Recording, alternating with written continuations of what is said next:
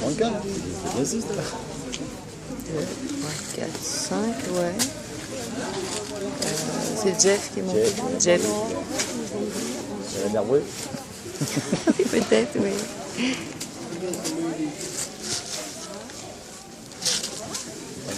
Toujours avec mon top 4 maintenant.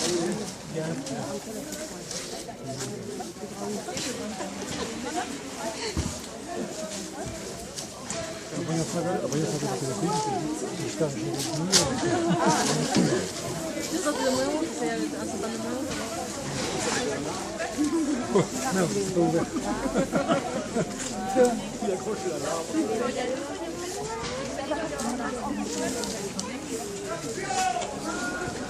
Ils ont réussi là-bas. Pas la même façon de personne. Hein. Ouais. Ouais, mais ça va être fini. Hein. Et comment ils font? Et là-bas, ils font pas pareil. Là-bas, ils font pas pareil. Ils font un braque là. Ils font un braque là.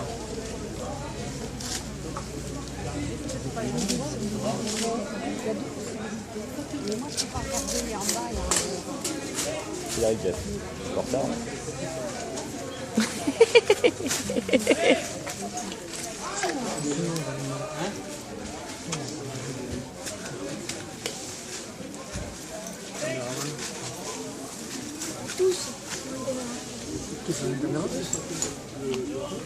Voir si c'était bien. Après, il me dit sur le moteur, il y a une place si c'était bien.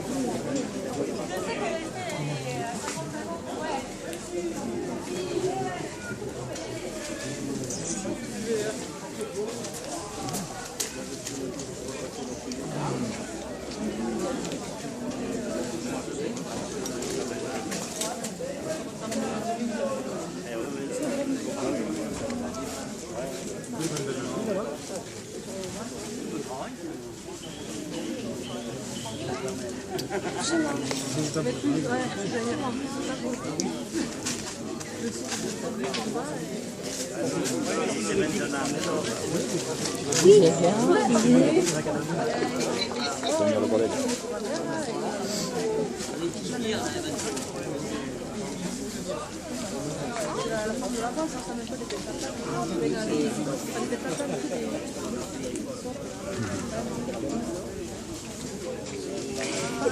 Elle aura tout fait.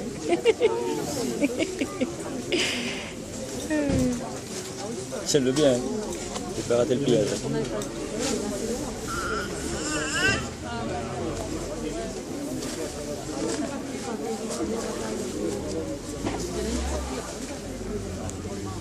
Il y a du mur. C'est nous.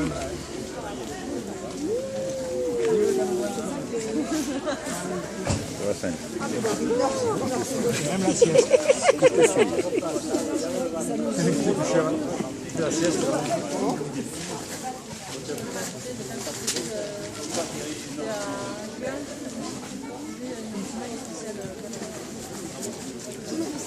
On est bien passé là. On est bien passé là.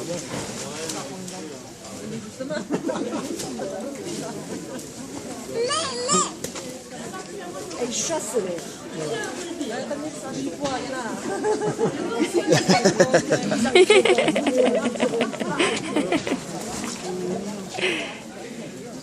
Ça y est. il a fait ça bien.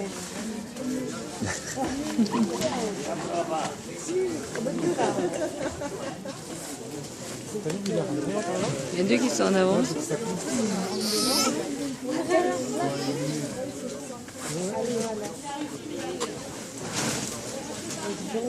Des Il a pas emmerdé là. Mesdames, Messieurs, tout d'abord, je ne coupe pas la parole à Vincent qui est en train de nous expliquer. Tout d'abord, vous dire un immense merci à toutes et tous d'avoir répondu présent à cette démonstration à Soulages. Vous avez été formidables, vous êtes venus très nombreux sur l'aire d'atterrissage. Donc déjà, un immense merci à toutes et tous de votre passion pour les activités sportives. Là, je vous laisse en compagnie de Vincent pour les commentaires. Vous voyez évidemment toute l'application qui est apportée par chacun des parachutistes. La raison en est simple, c'est que l'activité, quand on veut la pratiquer, il faut être sûr de son propre travail. Et ça, c'est vachement important. Je retrouve ça dans le trampoline où il y aura des décisions à prendre tout à l'heure. Il y aura des triples saltos. Je fais pas. Je plie bien, je saute bien. Je prends la décision, Je plie pas fais bien, ma je saute figure. pas bien. Tout ceci procède de la même volonté de décider et de s'auto-gérer. Donc dès que c'est fini, je vous laisse en compagnie de Vincent. Vous aurez juste à sortir, à entourer le trampoline là. Et on démarre une démonstration de 15 minutes pour vous montrer à quoi sert le trampoline et jusqu'au plus haut niveau.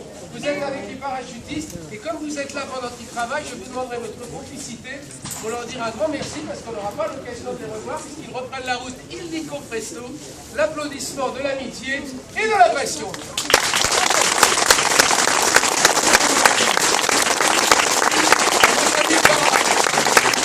Et Rémi est déjà en train de faire un autre saut. Rémi, il a fini.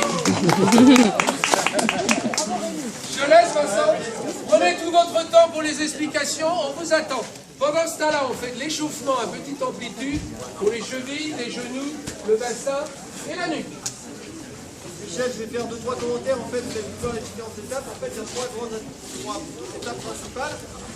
La première étape, Jean-François est en train de la terminer. Vous avez vu, hein, c'est en fait on range sa voile. Les suspentes bien tendues. Donc les suspentes, c'est les ficelles qui relient le sac à la voile. On range sa voile, ensuite on la met par terre et on fait un sapin. Voilà, le sapin, c'est ce que vient de faire Jean-François. Là, il est en train de procéder, ça c'est dans la première étape. Et là, il est en train de procéder à la mise en pod.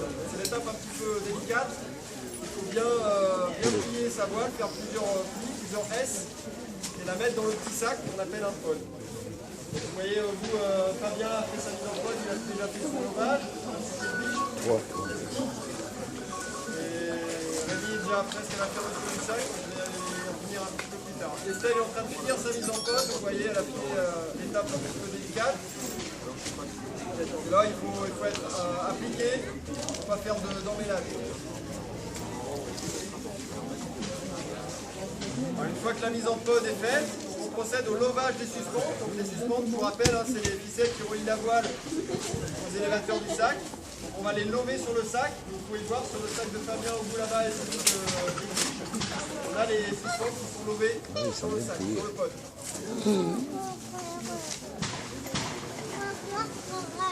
Voilà, donc il déjà procédé à la fermeture du conteneur. Donc elle met son pod dans le conteneur principal. Elle va venir ranger ses élévateurs. Et ensuite elle va procéder à la fermeture. Qui est en train de faire Odin également.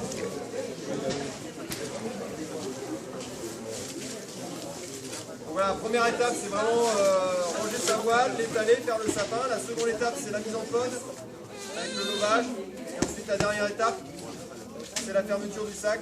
Voilà. Rémi qui a terminé. En gros, pour les gens expérimentés, c'est entre 5 et 10 minutes le pliage.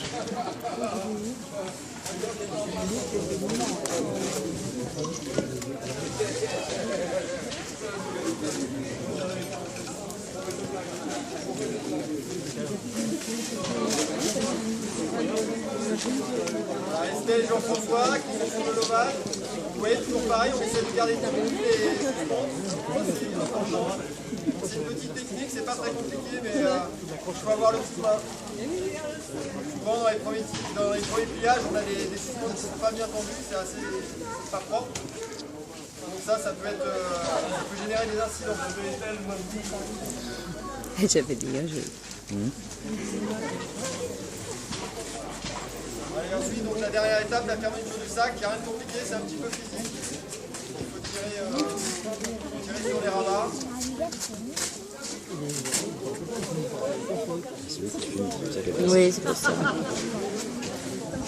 Ils ont tout vu, de toute façon. Oui.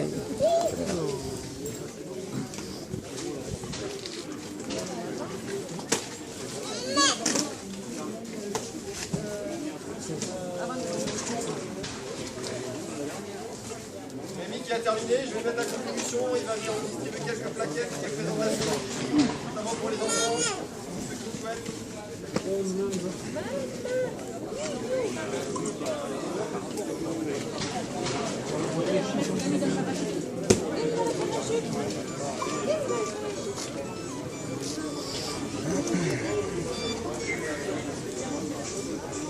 Fred, en fait, dans le parachute de secours, il y a aussi des élévateurs et d'autres. Oui.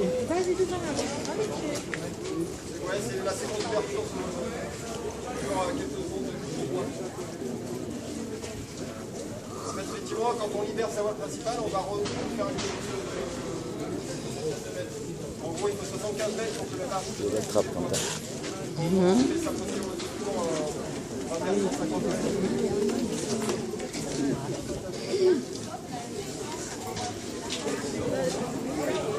En fait, les images qu'on voit à la télévision sont filmées par un autre parachutiste. Lui continue à chuter, tandis que celui qui est filmé, il est en phase d'ouverture. Donc en fait, c'est la différence. Le Run continue à chuter alors que l'autre va déjà en